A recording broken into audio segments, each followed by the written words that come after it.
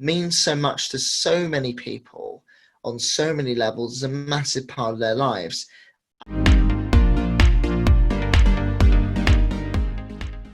So we got the return of recreational cricket finally, although it means nothing to me because I'm the one who loves cricket but never played it. Work that one out. That's the true nature of this game, how fascinating it can be. But yeah, obviously there's a lot of toing and throwing, and I think it was an LBC radio show actually pinning Boris Johnson on the point of actually why have we got pubs open, yet you can't have 22 people standing in a field socially distancing. Apparently it was due to having tea. Yes. But surprisingly, the chief medical doctor said it wasn't and it was okay. So it's back. How excited are you? I'm buzzing then. I'm so happy on so many levels because we've had the triple whammy over this last week. We got Test cricket back. We're getting county cricket back, which has been announced today, a hybrid mix of red and white ball cricket.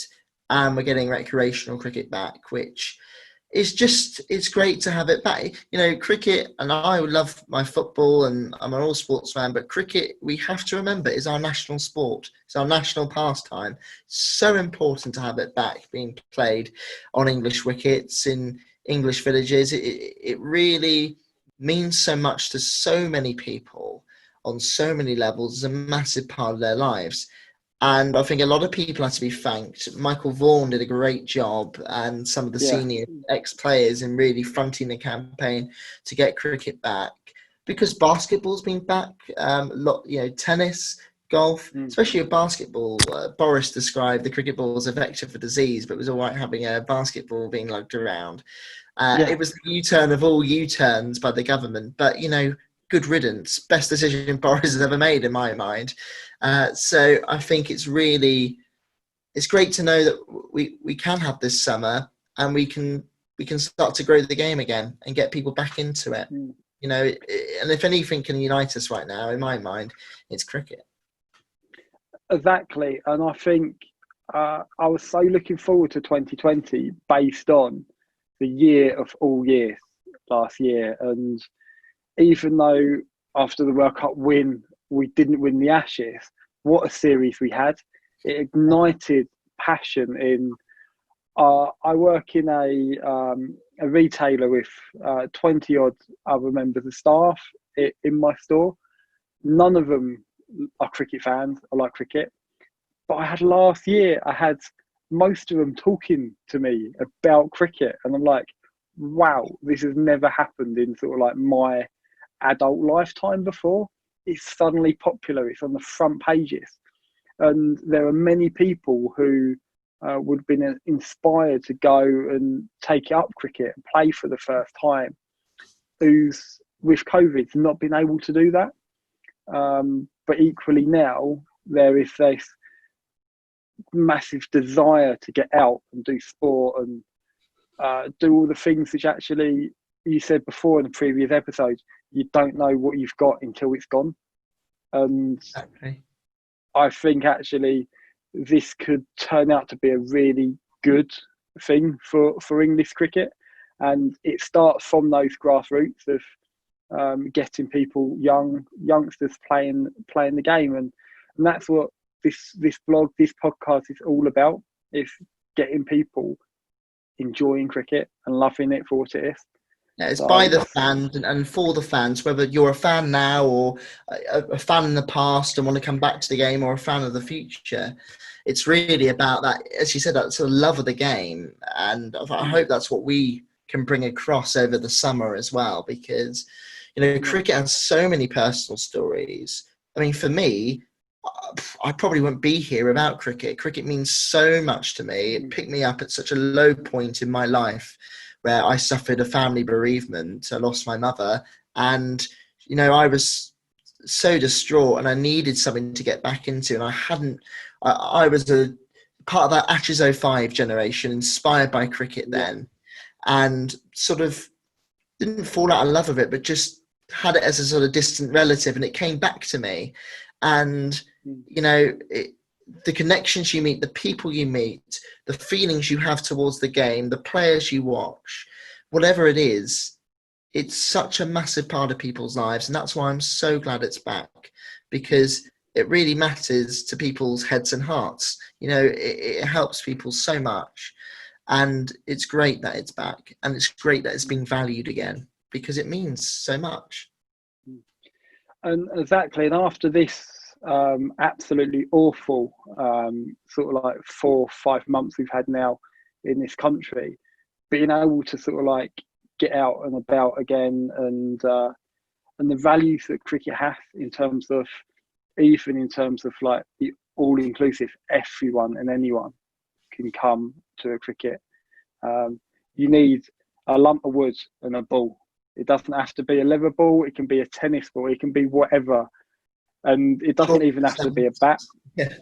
Yeah, you can do everything, and again, it's like there's no. You can have 5 people fielding in a park. You can have 15 people fielding. You can have 22 people playing an actual village game. It's just inclusive for everyone all the time, as long Yeah. as it's dry, not raining hard.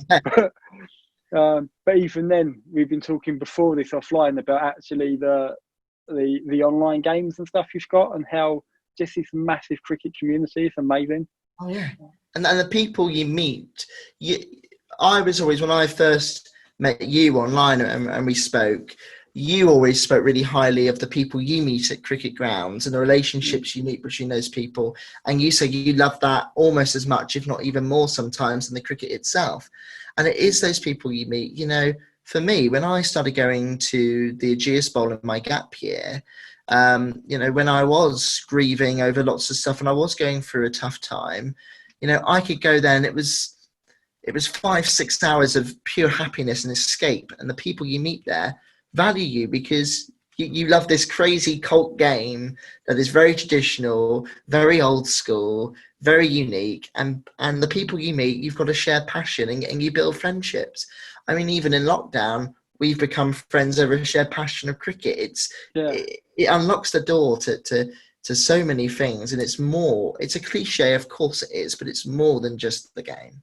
It's yeah, what happens outside of it. And the only other thing I would say, like you said about values and everything that's happening in the world right now, cricket to me is the embodiment of how people should live their lives. It's about the yeah, spirit of the game. It's about the spirit of how we conduct ourselves, more than just living by the law or the rules.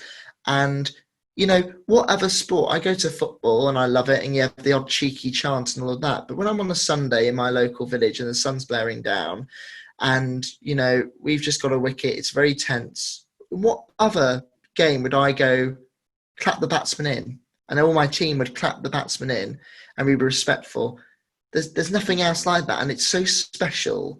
That friendship, that ethos of respect is amazing, and really people could learn so much from that. I learned a lot from that as a person by getting involved in the sport. I know others do as well. and it's just sort of like this whole, as you say, spirit of cricket is how you live your life as well.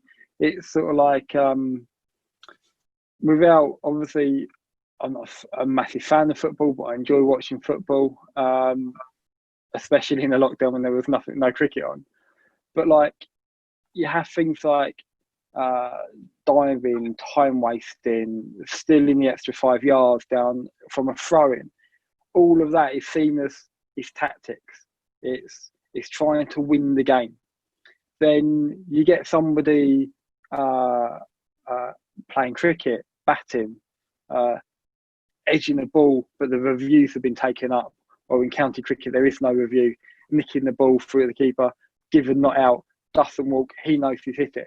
Massive shock. Like, well, wait a minute. That's not tactics. That's against the spirit of cricket.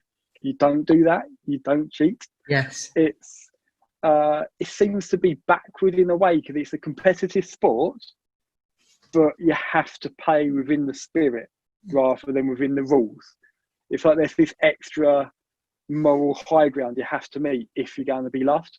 And what I love as well about that is that everybody knows that. The amount of people I've heard, one of my favourite sayings is, it's just not cricket. And the majority of people who say that have probably never watched a cricket game in their lives.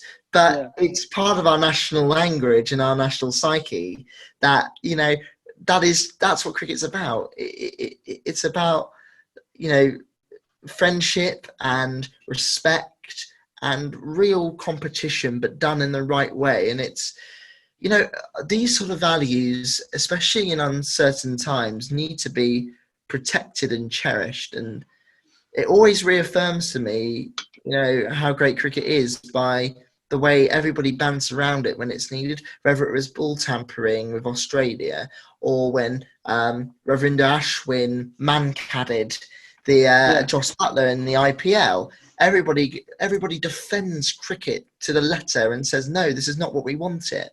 And I think, yeah, like I spoke about it being an escape earlier, people love it as that dream image. It's not perfect. I never would suggest it is, but it's a little slice of what life should be like, I think. I know that sounds idealistic, but mm, people care about it and it matters to people, and mm, that's a big thing in this day and age, actually. yeah. Definitely, and just another analogy, and I just thought of it talking about the man-cadding incident again, completely within the rules of cricket, and how vilified that was. Just like, we don't do that, we don't want that in our game. Mm. Yet you can have a football match, and it'd be like a free kick on the edge of the area. Goalkeeper's not set; he's setting his wall still, but the referee's happy for the free kick to go ahead, and you hit it into an empty net, and you're like, "That's a goal, well done! What a great!" Well, actually, that's not fair Yeah. because they wasn't ready. But again, it's that very different sort of like that was both times it was completely legal, but it just that's not how we would want to be. And as you said, not only is it something for the sporting world, it's something which makes better people. And yeah, and finally, just touching on a little bit for today is obviously we return to county cricket from the 1st of August. We've had news out later, sort of like earlier in the week around the white ball, red ball split. I believe it wasn't all 18 counties wanting it, but there was a majority. Some wanted just to stick to white ball cricket with some 50 over split in there. It looks like we won't have any 50 over. But hopefully we're going to have a regionalised blast and county championship. I wouldn't mind it, from my opinion, not being called a county championship this year, because I don't feel like you can have a county championship over 6 games. I think it would devalue that winners list for those. Although saying that, I'm for another episode, I'm sure, but I feel like the 2 divisions devalue the county championship. Oh, we agree on that entirely. Yeah. That's going to be our theory episode where we talk about our future for English cricket. Yeah, but the thing is, it goes to show sort of like what cricket means to me and where I'm coming from. But my biggest news, about having red ball cricket is, yes, it's my favourite form of the game, but I look at players, again, looking at Sussex, where you've got the likes of Luke Wells, an opening batsman, red ball specialist. Harry Finch is in his last year. He had an awful year in 2019, but I've always had a soft spot for him. Tom Haynes as well. These players would not be anywhere near the blast team. So if it wasn't for some red ball cricket, they would have no cricket this year, and they're in the last years of their contracts. So with tighter budgets in from 2021, I would feel like it'd be very unfair if these players lost their way in the game without a chance to prove themselves to do everything that they can in these few months. Yeah, no, I totally agree. I think the hybrid mix is the best option. I think my only sadness on it is that we really won't see 50 over cricket as a fixture in county cricket for much longer, because I know the 100 which does divide opinion, but it does have a place in the county system next year, will replace the 50 over competition, which some of my best memories, I'm quite sad about that actually, because some of my best memories have been going up to two cup finals to Hampshire in the last 2 years. It beat Kent in 2018 and then lost to Somerset in 2019. Great moments, and it was almost like the FA Cup of cricket. Yeah. You could go and you could have that day out, all your county fans at Lords, and that's sort of why you do it. So that's sad, but I understand that the game has to move in a certain direction. But yeah, great to see the county game back. I did worry that financially some counties might struggle. What's happened with coronavirus? They need that cricket back. That's really important to them, and that's going to be a great thing to have. I actually think that the best thing we could do is, I agree with you, there shouldn't be a county championship. I think this is going to be a unique year for cricket, and we might as well celebrate the uniqueness of it and have a one-off tournament for the county championship. I've seen this banded around a little bit in the cricket community, and I wholeheartedly agree with this. I think the best thing we could do is name this one-off tournament the Bob Willis Trophy, and have it as a memorial tribute to the great late Bob Willis, who passed away in November. I think that would be just a perfect way to do it. A one-off tournament, call it the Bob Willis Trophy, and yeah, that would be a great tournament to have alongside the T20 Blast, which I think will get viewing figures in as well, because everybody loves the T20. So I think that's the best way to do it. That's just a sort of fan's perspective, but yeah. Yeah, I think, to be honest, as soon as you said Bob Willis Trophy, it sent a little tingle down my back, to be fair. Yeah. What a great gesture. I've not heard that myself, but what a great thing that would be. Similar to sort of like the Paul Hunter Classic in snooker. Okay, yes. And yes, great chance. And I always look at like what's the benefit? How can we make cricket better in 2021 and onwards from this next two and a half months, without getting bogged down into the detail? And I think we've got a great another episode there of the structure of county championship, the county cricket. But I like the fact that if we could work out some way of getting this regionalised system, although that's not what I want permanently in red ball cricket, but having all 18 counties with a chance of winning whatever tournament it is, I feel like needs to be the future. I do feel like, again, I'm going off topic a bit there, without feel like I'm going to give my whole theory away, more or less. I hate this Division 1, Division 2 clubs, and obviously I want to move to this county because I'm going to get into England because I play for them. I get that, but I don't see the improvement in county championship cricket over the last 10 years since we've had the split. So it's just made some people very rich, some people very poor. And guess what? COVID happened, and it shows how fragile the game is. Yes. So I think we need to get back to having 18 counties on an equal footing rather than the haves and the have-nots. Exactly. I mean, definitely something we're going to fill a whole episode on. Definitely. Because there's so much, so many theories and so many points within that. But yeah, I think I don't understand why we're making it harder for ourselves for Division 1 and Division 2 when A, there really isn't much difference between the standards, if you really think about it, and B, that have and have not system you're talking about just puts cricket at such a risk, because the worry I've got now, and I'm lucky because I'm a Hampshire fan, and we're sort of like, if it was footballing terms, a Champions League club in terms of revenue, because we're an international venue. We've got an international ground in the Aegeus Bowl. But I fear for the Kents and the Derbyshires and the Leicestershires of this world who just don't have that infrastructure, and cricket's got to be all together on this. And if we lost counties due to that system, it would be a crying shame and a disgrace, actually, because cricket, if it's ever going to grow, it has to represent the whole country. You can't underestimate the importance of having your local team to go to. I completely agree. And actually, I think if we're looking at what way to go with counties, now not fully fledged counties, but I feel like there should be a better, like, using test analogy, like having the test teams and then associate nations. I don't actually think there's below the 18 we do enough. Although we had the minor, it's not the minor counties, it's national counties, is it now? This Yeah, season they've been changed, and I do feel like we could do a bit more there.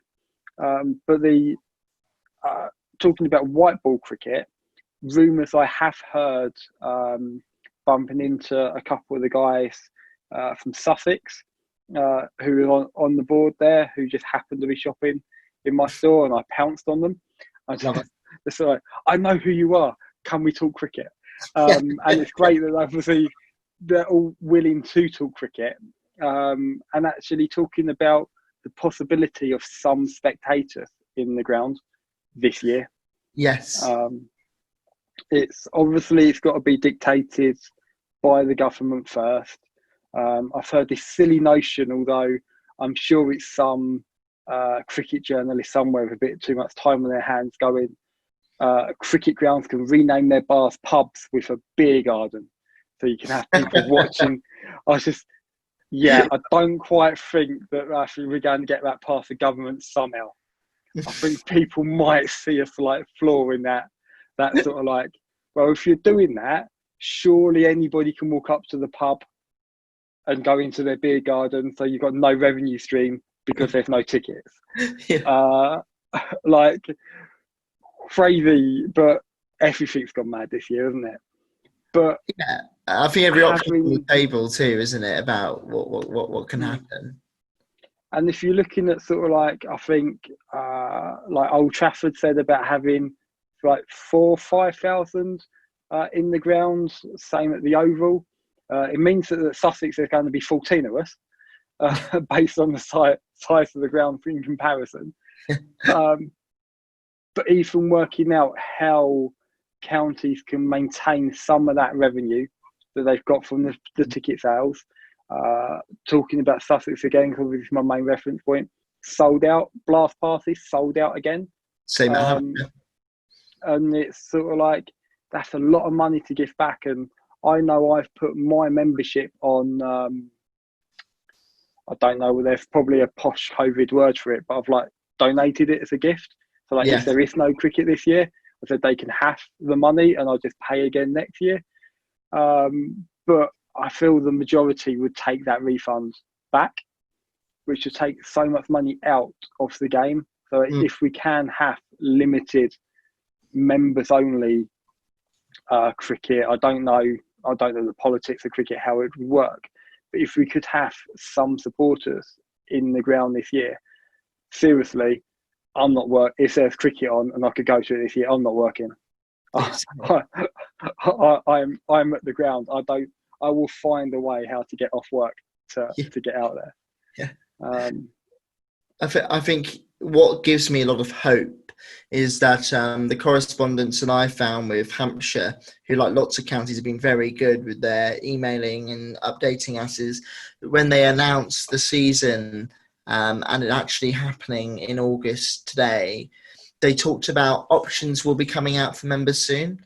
And that sort of gives me hope that there might be even a small possibility of there being able to watch live cricket. And I know now, I do understand your point about some members not choosing to invest the money back into the club, but this is another great point about why we love cricket is members are so important to how clubs work. I was lucky enough to work at Hampshire for 3 months last year, and I loved having that job so much because it made me appreciate how cricket clubs work and how they rely on the members so much because members love the game, they love their club, they're passionate, and they'll do anything. I know Rishi Sunak, the Chancellor, was talking about when pubs open this weekend, please go out and have a meal or go out and buy a pint and invest back in our economy. And I know if we were allowed even a small amount of members to come to our grounds, whether it was Hove, the Aegeus Bowl or wherever, we go and buy that extra pint. We go and have yeah, that sandwich or those fish and chips or whatever, because if the money's going back into the club, it's going to help my club then it's going to help me, because my club, Hampshire, my cricket helps me every single day. So I'm going to give money back to it as much as I can. Exactly. And this season, I've bought the most amount of Sussex merchandise that I ever have. I've got 2 new shirts. I've got a hoodie. I've even got they've done like a pullover which you can pull over your face as a mask, and all of that I've brought. I've got diaries. I've got books. Everything. It's because I know the club's not got the turnover that it would normally have. So anything I can is money I would have spent out there. So actually, rather than being the beer, the food, even though how awful it is, if anybody from Sussex is watching, the food at Sussex is absolutely shocking. Uh, but even though We got lovely food at Hampshire, to be fair. But yeah. You absolutely have. I love some of the. I fell in love with the Aegeus Bowl over the last 2 seasons, and the food options are stunning. But Why do you think I keep even going, Ben? I was even considering buying a membership this season as well, in addition to Sussex, and the food was definitely one of the strong points going for it. But yeah, just putting that money back into the clubs, and I know that actually we would do that, even if we're having to sit there in really bad September, even potentially early October weather. There would be ground full as full can be in a post-COVID world. So yeah, let's see what happens. So super excited for the return of county cricket, which for me is my favourite cricket. I prefer it over Test, but I just feel a better connection with my club, and not only my club but all the counties. I love going around the country, interacting with spectators from every one of the 18. I've been to nearly all of them now, and I've not had a single bad experience. Yeah, it's amazing. Yeah. But yeah, and this is what, on a final point, this is what you're going to see now is the cricket community, if you pardon the pun, batting for cricket. Everybody's going to band around, because cricket's under threat, county cricket, financially because of COVID, like most industries are. And everybody's going to protect it, because I tell you now, cricket is one of this country's biggest assets, and we don't talk hardly enough. And this is where we're gonna fight for what we love, and I'm excited by that, actually.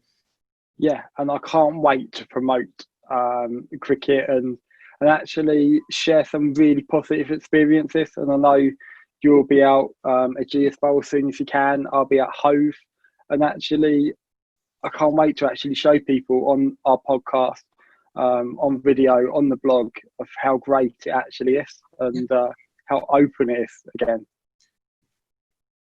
Exactly, and that's the last thing I would say to everybody watching is this is where you can come in, because we want to hear your contributions. We want you to sort of come on this journey with us, because we're basically trying to promote the sport, the thing we love the most, and this is a real great opportunity for people to sort of come with us. If you're new to the game, or if you love the game as much as we do, everybody can come together as a community here, because what a great opportunity to get involved in something that seriously can change your life, because it changed my life, and I will always be indebted to it. So hopefully we can take you on a journey with us, and I know me and Ben can't wait to do that. Actually, I'm really excited by that. Yeah, and we've got a red neck. That's a perfect way to sum it up. Thank you so much again. Pleasure, mate. So